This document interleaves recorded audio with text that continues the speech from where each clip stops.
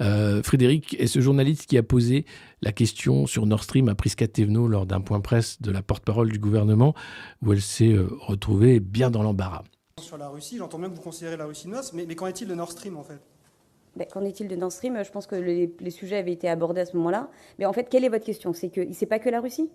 Ma question, c'est est-ce que vous avez une liste de suspects dans l'attaque de Nord Stream? C'est-à-dire que la Russie, Je n'ai pas aujourd'hui, une liste de suspects à c'est vous une menace soumettre. politique. Vous avez aucune liste dessus. Je n'ai pas une liste Qui a de pu suspects. réaliser Je le finis ma... sabotage de Nord Stream. Allez-y. Vous savez pas du tout qui a pu réaliser le sabotage de Nord Stream. Vous Je n'avez n'ai pas de suspects en tête, quoi. je n'ai pas une liste de suspects à vous soumettre aujourd'hui. D'accord, mais vous réfléchissez quand même à la question. Et aujourd'hui, moi, ce qui me dérange, c'est quand je vois cette interview-là, on a l'impression qu'on ne définit les enjeux sécuritaires de l'UE que vis-à-vis de la Russie. Alors Non, qu'on a puisqu'on subi parle une de- attaque. On a subi une attaque. Aujourd'hui, l'industrie allemande, elle est en train de s'effondrer, notamment à cause du sabotage de Nord Stream. Donc, je vois Vous pas, savez, quand Stéphane Séjourné, qui a justement porté énormément ce sujet avec le président de la République, est missionné sur ce sujet par le président de la République lui-même, de l'Europe de la défense. C'est bien pour se garder, se protéger d'un certain nombre d'un certain nombre de sujets. Je ne vais pas vous faire une liste aujourd'hui. C'est intéressant de savoir qui a saboté Nord D'accord. Stream quand même. Vous avez peut-être Tout le monde a une idée en tête. Si vous regardez la Dites-moi, Chine, la Russie, ils pensent que c'est les États-Unis. à Si vous regardez l'Allemagne, ils pensent plutôt que c'est des saboteurs ukrainiens.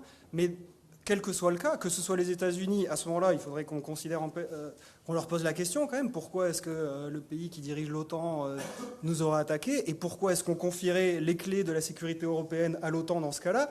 Mais si c'est l'Ukraine, c'est pareil. Pourquoi est-ce qu'on donnerait 60 milliards d'euros à l'Ukraine s'ils nous ont attaqués sur notre territoire? Vous voyez ce que je veux dire?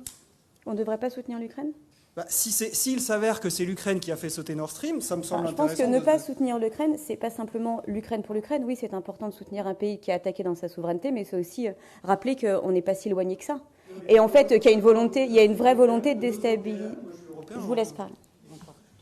Oui, d'accord. Non, mais je vous laisse. Continuez. Non, mais- J'essaie de vous répondre, mais pas Oui, de oui, souci. non, mais j'entends. Mais donc aujourd'hui, vous n'avez pas de suspect en tête, vous n'êtes pas. Mais si vous avez des noms à me donner, Mais tout le monde a des noms, le monde entier a des noms. Enfin... Ah, d'accord.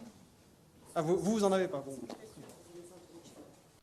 Et on va en parler avec lui, mais on va aussi parler de la situation internationale, de la liberté de la presse, de Julian Assange aussi. Et puis on reprendra la revue de presse, bien sûr, après. Alors, voyons si Frédéric m'entend. Oui, c'est bon, je vous entends. Ouais. Ah, voilà, parfait. Eh bien, merci d'être avec nous. Alors, Frédéric, vous êtes journaliste indépendant. Vous avez fait partie, comme moi, de la rédaction de RT France, à l'époque où nous avions le droit d'émettre dans ce beau pays qu'est la France. Depuis, vous travaillez pour différents médias. Est-ce que vous pouvez vous présenter rapidement ? Alors non, pour l'instant, j'explore un peu mes possibilités qui sont pas, comme vous le savez, qui sont pas légion. Quand on a des positions aujourd'hui qui peuvent être critiques de l'OTAN ou de l'UE, c'est sûr que c'est dans le monde médiatique aujourd'hui, c'est un peu compliqué d'exister. Donc écoutez, moi, on a le RT s'est terminé officiellement en mai-juin de l'année dernière.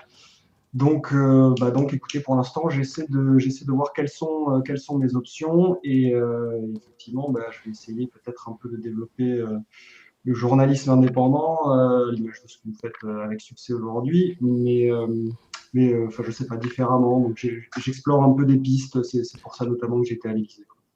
Alors, est-ce que vous avez vu une sorte de censure ou une blacklist en tant qu'ancien journaliste de RT de la part de la profession ? Alors, de la part de la profession, moi, je vais pas vraiment. À vrai dire, j'ai quelques collègues qui sont... Vous savez, à RT, c'est ça qui est rigolo, c'est qu'il n'y avait pas une ligne uniforme. Hein. Vous avez des Non, des bien gens sûr. qui venaient vraiment de divers horizons. De droite, de gauche, alors évidemment tous un peu avec une idée un peu de souverainisme qui soit de droite ou de gauche du pays. Mais donc j'ai quelques collègues qui ont des pistes à droite à gauche. Après voilà, tout dépend un peu de vos opinions et de ce que vous voulez faire et dire. Ouais. Donc ça forcément moi ça limite le champ est un peu limité, mais après je désespère pas d'avoir quelques touches à droite à gauche, on verra. Très bien. Et alors, vous avez accès donc au point presse à l'Élysée de la porte-parole du gouvernement, Prisca Thévenot. C'est chaque semaine. Vous y allez toutes les semaines ou pas? Alors, pour rien vous cacher, j'y avais été la semaine précédente, en fait, avant Ouais. l'intervention là, qui a bien marché. J'y avais été la semaine précédente, mais en fait, c'est pas toujours. J'habite pas à Paris, ça c'est un Mm. problème, les choses sont pas ancrées en fait. C'est-à-dire que la semaine précédente, par exemple, il y avait l'hommage aux victimes des attentats Ouais. du Hamas, et donc du coup, les questions au gouvernement avaient été squeezées. Donc j'y étais et ça servait à rien. Ouais. Là, en l'occurrence, j'y retourne demain. Normalement, j'ai pas de problème pour y accéder. Donc, légalement, ils ont pas le droit de me refuser l'accès. Ce serait- Donc, écoutez, on verra. On va voir comment vous allez être accueillis On demain. verra. Alors, ce qui s'est passé, c'est lors du dernier point presse, vous vous levez et vous posez une question à Prisca Thévenot sur Nord Stream, puisque la Suède a lâché l'enquête en disant, mais attendez, pourquoi on ne revient pas sur qui a fait exploser, à qui profite le crime est-ce que vous pouvez raconter la scène, parce qu'elle est surréaliste?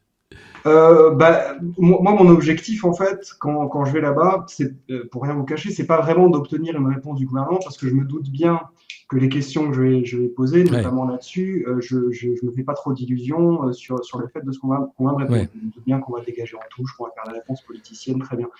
Mais ce qui m'intéresse, en fait, de faire, c'est de les confronter aujourd'hui à leurs incohérences, et notamment sur cette question. C'est-à-dire on nous bassine, et là en ce moment encore plus, on est vraiment sur la sécurité européenne, à nous Ouais, dire on va que parler. voilà, aujourd'hui la sécurité européenne est en danger, c'est très grave, il faut qu'on se protège, etc.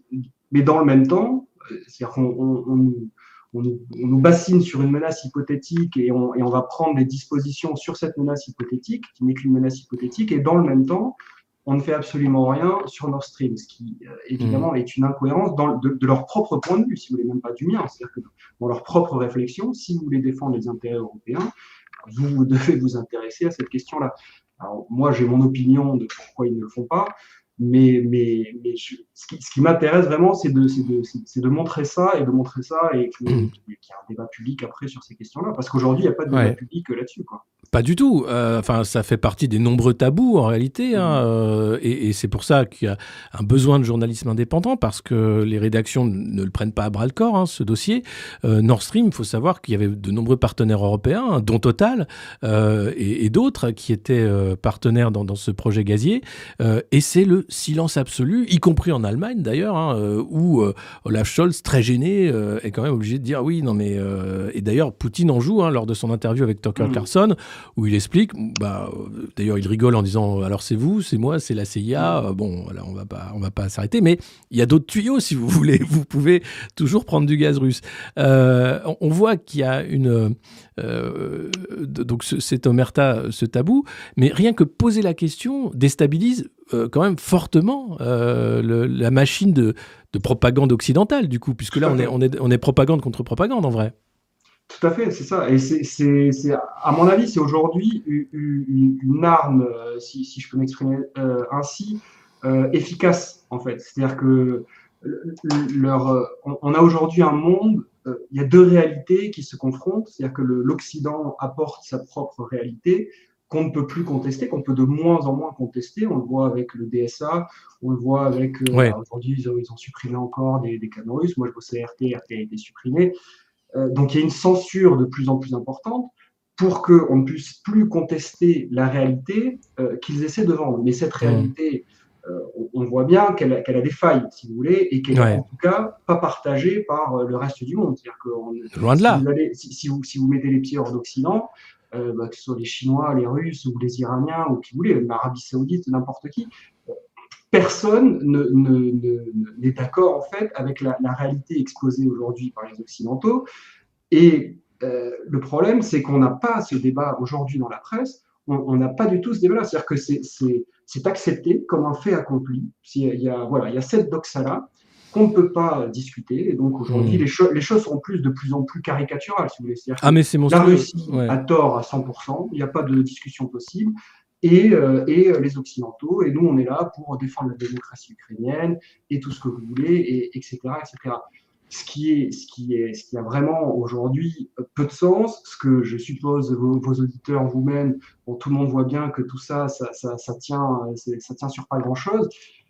Mais encore une fois, notre gouvernement est jamais confronté à cette controverse-là. Il n'est jamais confronté à cette réalité différente qui existe. Et donc, il peut continuer à faire son petit chemin dans cette espèce de chemin qui est très court, qui est très balisé.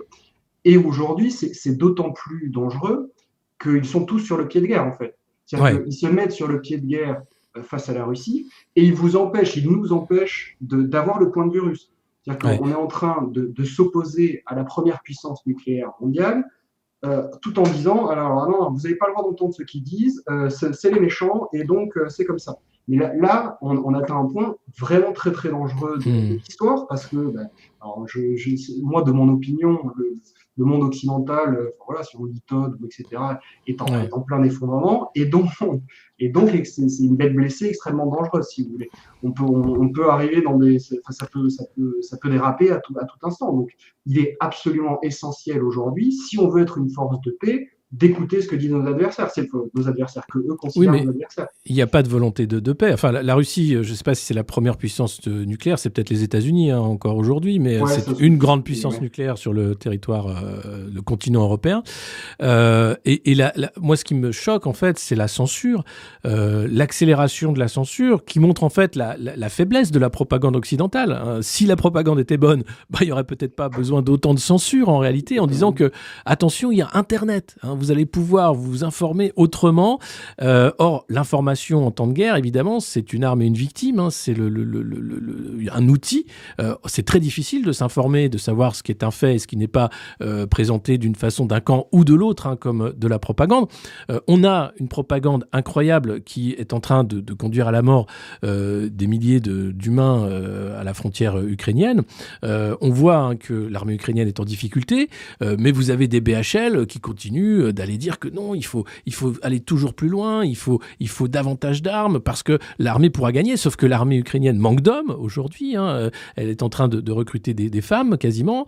Il y a un vrai problème effectivement de livraison d'armes de la part des partenaires de l'OTAN qui se sont engagés à aider l'Ukraine. Et là, bravo Boris Johnson, on peut lui dire merci puisqu'il a fait capoter des accords de paix qui auraient pu avoir lieu. Et quand on a une vision sur cette guerre, c'est très difficile en fait de faire comprendre qu'il faut absolument pousser à la paix et pas à l'escalade, parce que personne n'a à gagner à l'escalade et à la fin, de toute façon, ça finira par des accords. Alors, tout à fait, et je suis bien d'accord. Alors ça, c'est dans le meilleur des cas, j'espère et je le crois. Et après, quand vous dites personne n'a gagné à l'escalade, je ne suis pas tout à fait d'accord. Il y a des gens qui ont gagné à l'escalade. Oui, les industries de l'armement. Industriels, voilà, eux, ils s'en mettent plein les poches. Oui, voilà. Et pas seulement. Vous avez aussi les Dupont, les grosses boîtes qui sont en train d'agroalimentaire, qui sont en train de récupérer toutes les terres en Ukraine, qui est un et BlackRock aussi, qui va s'occuper de la reconstruction. Qui s'occupe de la reconstruction. Et BlackRock, qui de toute façon détient des parts dans toutes ces entreprises-là. Donc, et à qui, effectivement, on a confié les clés de la reconstruction. Mais donc, c'est pour eux, aujourd'hui, tout ce qu'on est en train de dire, etc., c'est pour ces gens-là, c'est dans cet unique objectif-là, en fait. C'est là où, quand Emmanuel Macron ou n'importe qui nous parle ils veulent défendre l'Ukraine, etc., bon, j'ose espérer qu'il y a plus grand monde qui y croit. Et en tout cas, voilà, mon objectif, c'est d'aller leur montrer que tout ça n'est pas... Il y en a qui y croient. On va écouter, je voudrais vous faire réagir, ce que disait Raphaël Glucksmann sur BFM il y a de ça 24 heures. non, mais voilà, oui. Parce qu'il y en a qui y croient et ça fait partie de cette propagande. C'est important de montrer quand même qu'il y a des responsables politiques qui sont dans cette logique-là. Il n'y a pas qu'Emmanuel Macron. Parlons de la guerre. L'Union européenne a déclaré qu'elle ne pourrait livrer que la moitié des munitions qui étaient promises à l'Ukraine, en tout cas dans les temps, avant la date limite de mars. Dans ce moment-là, le Danemark, par exemple, dit écoutez, dans ces cas-là, on va faire les fonds de tiroir, on va prendre toutes nos munitions et on va toutes les envoyer à l'Ukraine. Est-ce qu'il faut que les autres pays de l'Union européenne aillent jusqu'à cette solidarité-là ? Il le faut. Et ce qui est absolument fou, c'est que ça fait 2 ans que cette guerre a commencé, que l'invasion totale de l'Ukraine a eu lieu, et qu'on n'a toujours pas augmenté nos capacités de production, qu'on n'a toujours pas passé en mode économie de guerre. Ce qui est fou, je vais vous dire, c'est qu'aujourd'hui, sur le front ukrainien, les Ukrainiens peuvent tirer 1000 obus quand les Russes en tirent 10 000 par jour. Et qu'on a un ministre de la Défense en France qui s'enorgueillit du fait que la France puisse livrer 3000 obus par mois. On devrait passer en économie de guerre pour vous. On devrait totalement passer en économie de guerre. Personne ne nous demande d'envoyer des soldats mourir sur le front. Par contre, ce que j'aimerais que les auditeurs comprennent, c'est que c'est pas simplement une guerre qui vise des territoires, qui vise le Donbass, qui vise la Crimée. C'est pas simplement une guerre entre la Russie et l'Ukraine. Moi, j'ai présidé au Parlement européen la commission d'enquête sur les ingérences étrangères pendant tout mon mandat. J'ai décortiqué la guerre hybride, cette forme nouvelle d'attaque contre nos démocraties que mène le régime de Vladimir Poutine contre la France, contre l'Allemagne. Et je peux vous le dire, j'ai lu l'ensemble des textes produits par les Russes, l'ensemble de leur doctrine. Je vois ce qu'ils disent dans leurs médias. La guerre qu'ils mènent, c'est pas une guerre contre l'Ukraine, c'est une guerre contre ce qu'ils appellent l'Occident collectif, c'est-à-dire contre nous. Et donc nous devons, nous... Je vous repose donc ma question. Parce que... On va mettre pause parce que c'est épuisant. C'est incroyable quand même. Il faut rappeler qu'il y a Raphaël Glucksmann quand même, conseiller de Saakashvili. C'est une sorte de néo-BHL. Hein. Il est là pour engager toute l'Europe de l'Est dans un atlantisme féroce pour s'assurer d'un nouveau rideau de fer, voire d'une guerre. Puisque là, il le dit, sans se cacher, il faut rentrer dans une économie de guerre et les Russes nous déclarent la guerre, à nous l'Occident collectif. Oui, bah c'est aujourd'hui. Alors il y a quand même, même si on sent cette petite musique de fond depuis un moment, il y a une accélération et un durcissement du discours de la part de tous les dirigeants et notamment européens on a aujourd'hui, clairement, on le voit avec l'accord qu'a passé la France, mais aussi la Grande-Bretagne, l'Allemagne. On a l'empire américain qui mandate ses vassaux européens pour prendre un peu le relais. Parce que les États-Unis aujourd'hui, l'administration Biden est un peu coincée par l'aile trumpiste des républicains qui veut plus trop lâcher d'argent là-dedans. Et donc, on a effectivement un discours qui se durcit vraiment. Moi, je constate encore vraiment une accélération ces dernières semaines, ce qui devrait être extrêmement inquiétant, quoi. Parce que quel est l'objectif recherché, quoi? Est-ce qu'on veut vraiment faire la guerre avec la Russie? Où est-ce qu'on veut en venir de tout ça? Parce que comme vous l'avez dit tout à l'heure, si vous voulez, si on voulait la paix, effectivement, les Russes et les Ukrainiens sont parvenus à un accord de paix un mois après le début de la guerre. Alors le début de la guerre, quand Raphaël Glucksmann dit le début de la guerre, c'est en 2022. Là aussi, c'est une interprétation. Oui, parce qu'il y a 2014, le Maïdan, hein, qui a été la révolution de couleur, le début en fait. Hein. Évidemment, on ne peut pas prendre un conflit comme ça et dire ça va nulle part. Sinon, pourquoi les accords de Minsk, si vous voulez, desquels on était partie prenante et dont on était censé être garant et dont Hollande et Merkel ont dit que de toute façon on n'en avait rien à foutre et on ne voulait pas les faire respecter. Mais ça, on ne peut pas le négliger, si vous voulez. Là aussi, c'est une incohérence du discours. On ne peut pas d'un côté dire la guerre a commencé en 2022 alors qu'on était participant aux accords de Minsk. Sinon, pourquoi les accords de Minsk existaient en fait? Enfin, ça n'a absolument aucun sens. Et donc, oui, effectivement, là, il y a une accélération, un durcissement du discours. Pour arriver à quoi? Parce que est-ce que vraiment on veut aller faire la guerre à la Russie? Est-ce qu'on pense vraiment qu'on peut aider l'Ukraine à vaincre la Russie, à récupérer dans l'accord qu'on a signé? Alors, je reprends mes notes. Il y a ça, c'est l'accord de vendredi soir à l'Élysée entre Macron et Zelensky. Hein, Tout à fait. On définit des objectifs qui sont complètement farfelus. En fait, c'est-à-dire qu'on dit que notre objectif, on va fournir 3 milliards d'euros à l'Ukraine, donc 3 milliards d'euros. Déjà, juste pour dire, on poursuit la fuite en avant, 3 milliards d'euros. La Rada, il y a 6 mois ou un an, peu importe, avait déclaré que 3 milliards d'euros, c'était les besoins qu'il estimait en termes d'armes militaires pour un mois. Et alors, c'est pas pour repousser les Russes, hein, c'est juste pour concrètement survivre. C'est un mois. Donc, autant dire que c'est pas grand-chose. C'est pas ça qui va changer les choses sur le terrain. En revanche, 3 milliards d'euros, peut-être que les agriculteurs, ça les aurait intéressés. Mais bon, dans les objectifs qu'on définit, donc, on dit qu'il faut ramener l'Ukraine dans ses frontières de 91. Mais comment vous voulez atteindre cet objectif? Alors, je parle même pas du Donbass. Si vous vouliez faire, si votre objectif dans le Donbass, c'était ça, bah, on aurait dû signer les accords qui avaient été passés. On aurait dû ne pas faire capoter les accords qui avaient été passés en 2022. Mais la Crimée, ça veut dire que vous comptez vraiment récupérer la Crimée, mais la Crimée, les gens, que vous le vouliez ou non, là-bas, ils ont voté pour être attachés à la Russie.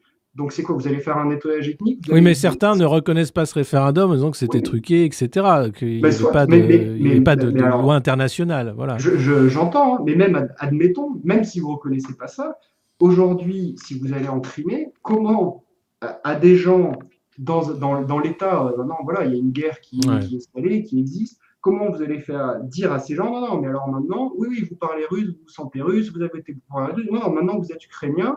Enfin, c'est inimaginable, en fait. Ça n'a absolument aucun sens. Mais qu'est-ce qu'il faut voir de cet accord? Parce que Zelensky donc, est venu, avant la conférence de la sécurité de Munich, en Allemagne, signer avec Olaf Scholz des accords de sécurité bilatéraux, avec Emmanuel Macron également. Qu'est-ce que ça veut dire, en réalité, ces accords? C'est une bonne question. Alors, moi, je pense qu'il y a d'une part une partie de fuite en avant, comme je disais, où effectivement, voilà, les Européens sont censés prendre le relais, en tout cas au moins politiquement, pour dire le relais des États-Unis, hein, j'entends, pour dire bon ben voilà, non, mais on est toujours là. Mais il y a aussi un justificatif a posteriori de ce qu'on fait déjà. C'est-à-dire qu'on parle d'armement, de renseignement militaire, de formation des militaires. Et l'ambassadeur en Ukraine, donc c'était il y a un peu plus d'un an, en août 2022, expliquait que la France était un allié clé et que c'était eux déjà qui fournissaient un nombre, notamment en termes de renseignement militaire, qui était absolument essentiel, et qui disait à l'époque, mais par contre, il faut pas qu'on en parle, en fait. Il faut pas qu'on le dise. La France nous aide beaucoup, mais il faut qu'on soit discret sur le sujet. Bon, là, on voit bien qu'aujourd'hui, on n'a plus besoin d'être discret sur le sujet. C'est officiel. C'est officiel, donc tout va bien. Mais où est-ce qu'on va? À quoi sert cet accord? J'ai du mal à voir en dehors du gain politique et du gain de temps, en fait, vraiment de la fuite en avant, parce que c'est pas ça qui va changer fondamentalement les choses. On gagne un peu de temps, on essaie de jouer quelque chose, évidemment à notre détriment, parce que voilà, dans le même temps, vous avez Bruno Le Maire qui annonce 10 milliards d'économies. On en parlait juste avant. L'Allemagne qui est en récession, ça c'est quand même extrêmement important de voir que l'économie allemande est en récession. Les sanctions contre la Russie ont permis en fait d'être des sanctions aussi contre l'économie européenne. C'est incroyable ça. Et il y a un déni aussi là-dessus, incroyable de la part des dirigeants. Oui, tout à fait. Et qui rejoint un peu le déni de Nord Stream, hein, parce que Nord Stream, ça va avec. À l'Allemagne de se fournir en énergie bon marché, auquel ils n'ont plus accès. Et effectivement, leur industrie est en train de s'effondrer. La nôtre est en train de s'effondrer, mais là-dessus, on va pas forcément entrer dans le détail, mais on voit bien qu'il y a effectivement autre chose qui se joue et que les Américains mènent une guerre qu'on sait économique contre l'Union européenne. Bien sûr. La DGSI vient de sortir un rapport en janvier 2024 sur l'extraterritorialité des lois américaines et en mettant en avant le danger que ça représentait pour les entreprises françaises et notamment en termes de ce qu'on est obligé de fournir à l'Empire américain sur nos données. Sur nos données, sous couvert de ces lois. Et je souligne parce que c'est scandaleux.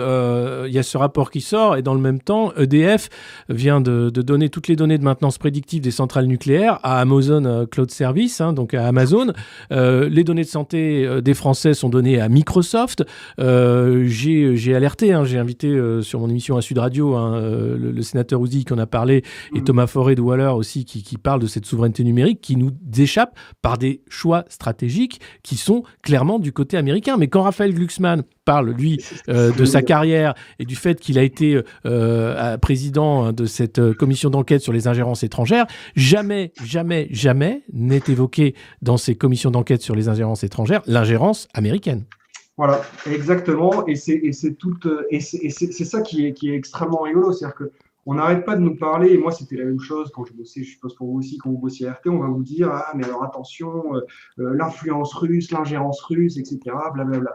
Mais attendez, si vous regardez les décisions stratégiques de notre pays depuis ces 50 dernières années, soit les Russes sont très mauvais dans leur tentative d'ingérence, soit il se passe autre chose en fait.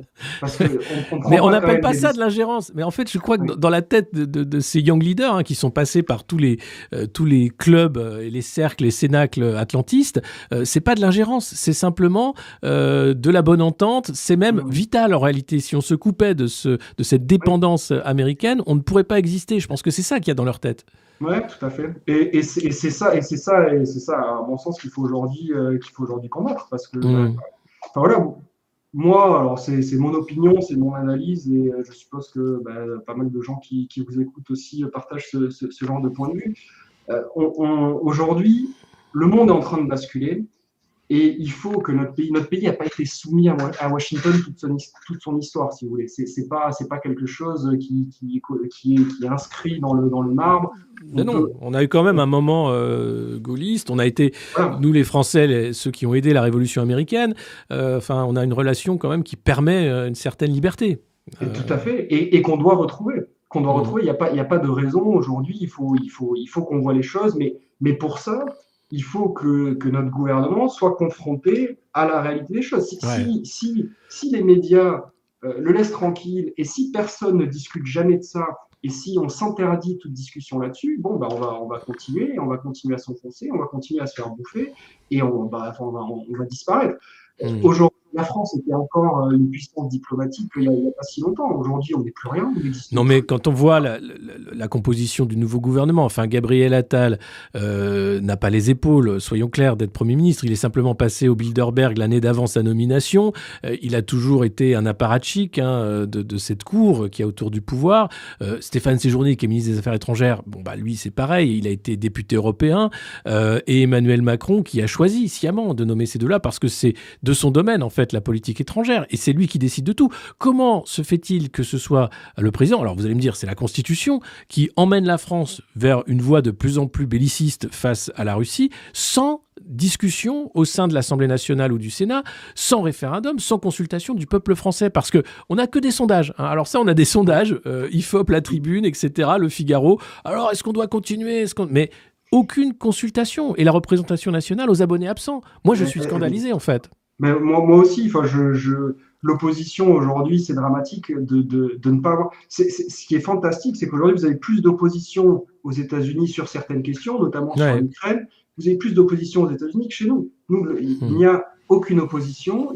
Alors voilà, on va parler après vous pouvez parler de Philippot, Asselineau, mais qui, hélas ou pas hélas, suivant où vous vous situez, ne représente rien au Parlement. Donc aujourd'hui, on est un peu coincé, et donc moi je reviens à ce que je vais essayer de faire. Moi, ce que je veux essayer de faire, c'est de réveiller un peu les consciences et de mettre dans le débat public ce qu'il est interdit de mettre dans le débat public, ce dont on s'interdit de discuter. Et alors, ce que font les médias alternatifs, attention, ce que vous faites vous très bien, et ce que font d'autres très bien, mais le gouvernement n'est jamais confronté à ça. Il n'est jamais confronté à une réalité différente. Jamais. Et aujourd'hui, dans ce monde qui est en train vraiment d'évoluer, si on veut pas complètement se faire écraser, c'est le moment, c'est maintenant où il faut se réveiller, il faut le faire en fait. Donc voilà, moi chacun le fait avec ses moyens. Moi j'ai trouvé cette petite porte d'entrée là, j'ai la chance d'y avoir accès, donc je vais essayer de faire ça. Mais voilà, après il y a voilà, c'est compliqué. Et c'est vrai, à propos des médias alternatifs, si vous pouvez vous abonner, faites-le. Je sais que c'est compliqué en ce moment pour de nombreux Français, mais si vous pouvez nous soutenir sur Patreon, vous abonner, rien que suivre nos différents réseaux sociaux. Suivez aussi le compte de Frédéric Aiguille sur Twitter, sur X, pour tout ce qu'il a fait. C'est important en fait parce que c'est une guerre de l'audience, je le répète souvent, mais c'est vraiment une guerre de l'audience. C'est ce qui fait que de plus en plus de citoyens vont être confrontés à une information sourcé, vérifié, mais qui n'est pas dans le narratif, qui n'est pas dans le récit officiel, qui va poser les questions qui ne sont jamais posées en plateau. Et ça, c'est vraiment terrible hein, quand on regarde la télé, l'information en continu. Il n'y a jamais la bonne question. Hein, ça passe toujours à côté. Et ça, c'est vraiment... On a besoin de vous. Donc voilà, je le rappelle parce que c'est important pour qu'on puisse continuer de faire ce travail. Est-ce qu'il y a eu une discussion après cette question avec le staff de Prisca Thévenot? Enfin, est-ce qu'il y a eu une gêne? Enfin, comment ça s'est passé après Écoutez, la conférence de presse? étonnamment, ça s'est très bien passé. Alors, encore une fois, je verrai demain quand j'y serai. On attend de voir ça, ouais. Voilà, mais pour l'instant, il n'y a pas eu de problème, c'est plutôt de l'indifférence en fait. C'est pas, ça intéressait pas grand monde. Voilà, bon, j'ai fait mon petit truc. J'ai pas eu de réponse vraiment claire. Bon. Il n'y a pas eu de problème. Et moi, ça me va très bien parce que moi, je n'y vais pas dans une optique de conflit. Je suis pas là. J'ai rien personnellement contre Prisca Thévenot. J'ai même rien personnellement contre ce gouvernement. Je veux simplement que il soit clair dans ce qu'il est en train de faire et que tout le monde voit ce qu'il est vraiment en train de faire. C'est-à-dire que quand on nous dit qu'on est une démocratie, mais qu'on passe son temps à censurer les médias, comment vous arrivez à cette réflexion, comment vous arrivez à l'expliquer, à dire non, très bien, nous sommes une démocratie pour la liberté de la presse, mais vous n'avez pas le droit de parler. Voilà. C'est assez compliqué. En tout cas, merci beaucoup Frédéric d'avoir partagé ce moment avec nous, de parler bien sûr de l'état des médias. On va sans doute en parler prochainement aussi, hein, en fonction de comment va évoluer le front en Ukraine. Et puis bravo pour le travail que vous faites et de faire partie de ceux qui essayent d'alerter, d'informer et de secouer un peu un débat public globalement endormi. Merci beaucoup. Merci à vous, merci de m'avoir invité et puis bonne continuation à vous aussi. Hein. Merci, à bientôt. Merci, à bientôt. Au revoir. Au revoir. Voilà, c'était Frédéric Aiguille, journaliste indépendant, qui avait posé la fameuse question sur le sabotage de Nord Stream à Prisca Thévenot et qui fait un travail au quotidien. Vous pouvez le suivre sur X. Son compte, c'est @Frédéric_RTFR.